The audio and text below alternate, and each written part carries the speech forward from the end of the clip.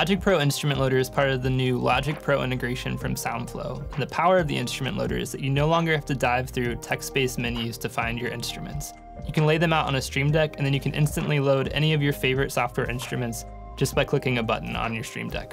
So to see this in action, we can go to the main Logic deck from SoundFlow and go to the Instruments tab.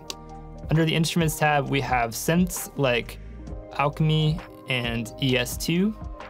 We also have modeled synths like Retro Synth or the Studio Horns. We also have drums and samplers like Drum Kit Designer and Ultra Beat. And we also have MIDI effects that we can load like Arpeggiator and the Chord Trigger.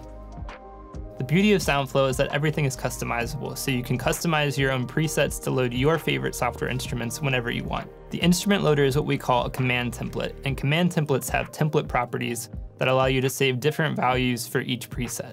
In the factory presets, you can see we have all of the Logic instruments in their instrument menu paths laid out for you. If we want to make our own preset, we can go to the Instrument Loader tab here, and we can do Add New Preset, or we can also do New Preset like that. So I'm going to make a preset for Arturia CMI V, the Fairlight emulation. So let's make that. And now I just have to define an instrument menu path.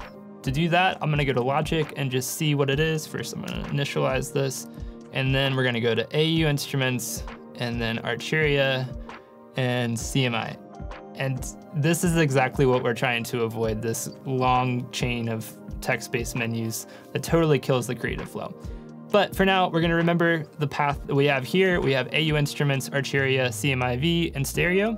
Back in SoundFlow, we're gonna fill out the template properties for this new preset. So we've got AU Instruments like this, and we've hit enter in between each element so that SoundFlow knows where the breaks are. And we do Arturia, and then we do CMI-V, and then we'll do Stereo for the channel configuration. We're gonna leave auto accept as accept. That has the ability to give you a warning if you don't want to automatically swap instruments, but typically I like to leave it as accept.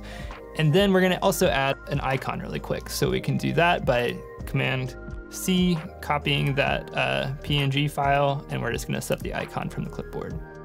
So now we're gonna add this to my Stream Deck. So I've been working on a deck that is my favorite instruments right here, and I can just select that one and say okay.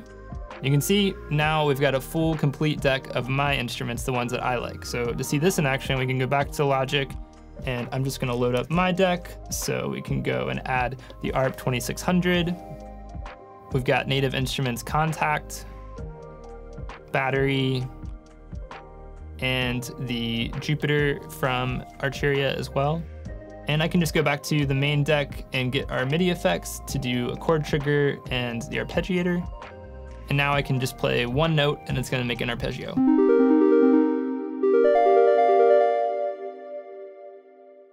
The whole point of this is that we want you to be able to stay in the creative flow and not get lost in the technical or dive through a menu and forget what you're looking for. We want you to be able to create without feeling bound by the technology. So we hope it does that for you. Thanks.